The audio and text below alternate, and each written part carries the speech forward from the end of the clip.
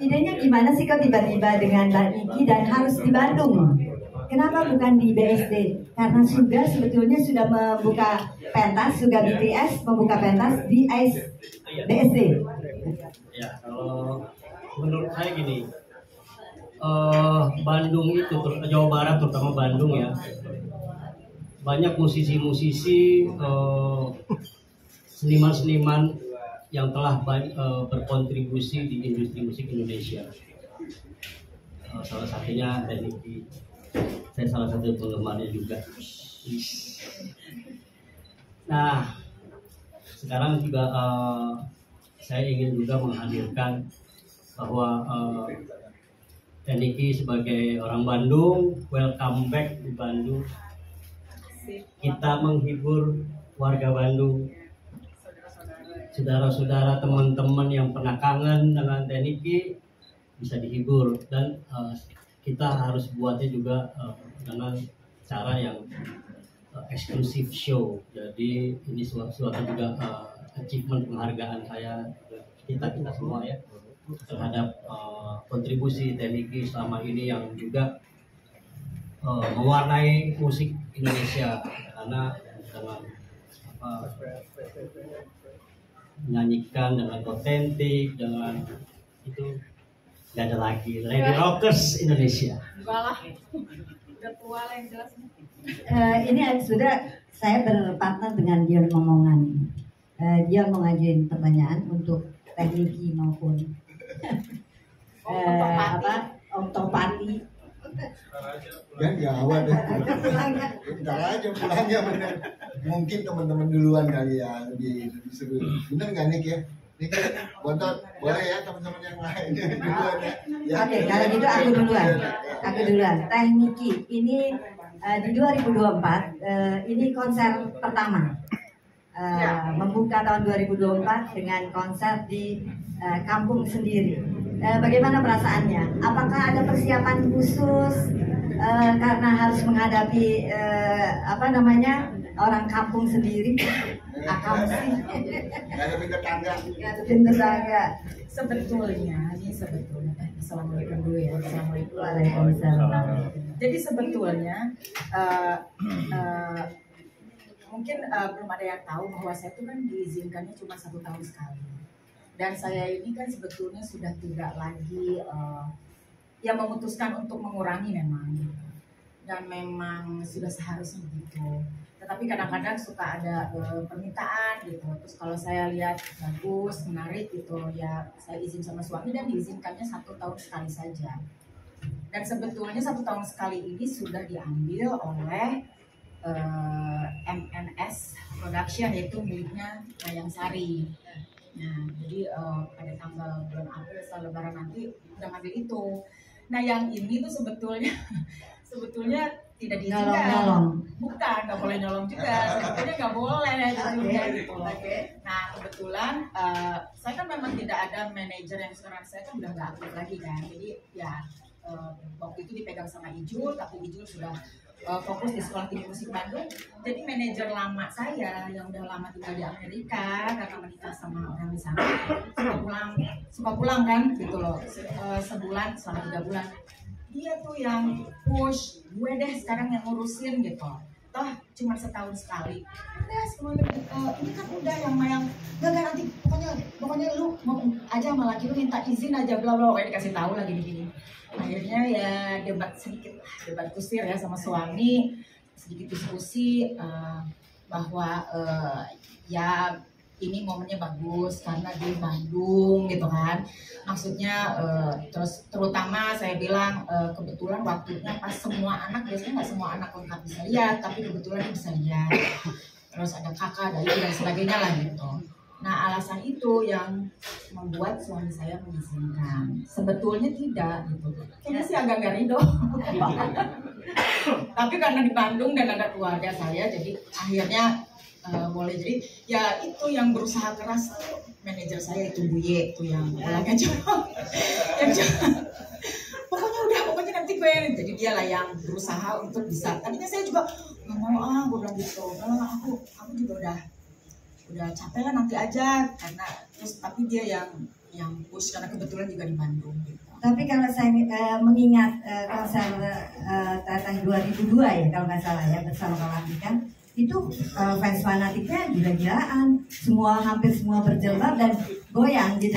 Nah ini kan memelihara rasa fans itu juga perlu. Apakah ada fans yang memang di manage dengan benar untuk tetap dekat? Saya nggak punya, sebetulnya saya tidak pernah gitu kan menyangka punya fans tetap gitu, karena kan dari dulu juga awalnya ini kebetulan ada ini berkembangnya Oyan namanya, Ya. dia yang pendiri Niki Family.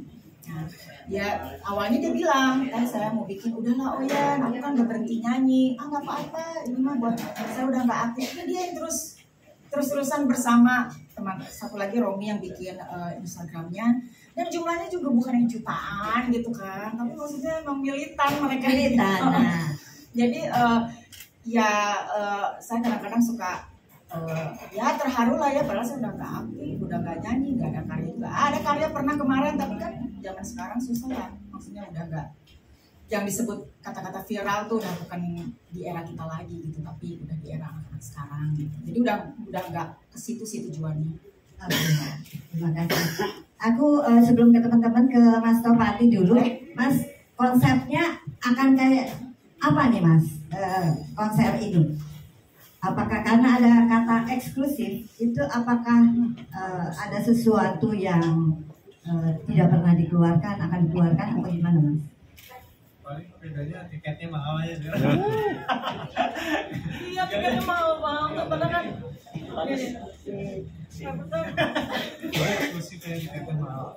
Enggak sih, kalau saya sama Teniki sih mau bentuknya kayak apa harus semuanya maksimal. Jadi kebetulan sekarang kemarin tuh pakai string ensemble terus brass section di Sardini. Kalau sekarang kayaknya nggak mungkin juga karena stage-nya kan nggak besar juga. Tapi baru sekali ini nih dengan Teniki pakai formatnya hanya band aja. Jadi lebih berasa rocknya ya kalau sekarang.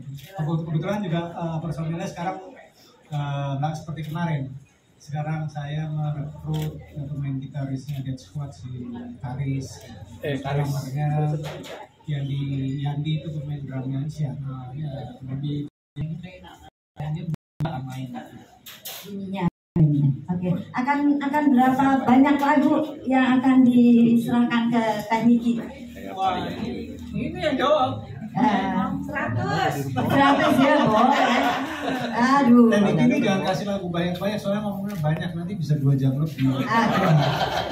Oke. Ya beneran, jadi waktu konser ini kayak di Sarbini Sarbini. kemarin lagunya kebanyakan karena dia ngomong terus bahasa Sunda lagi, saya nggak ngerti. Jadi semuanya ketawa saya nggak ngerti.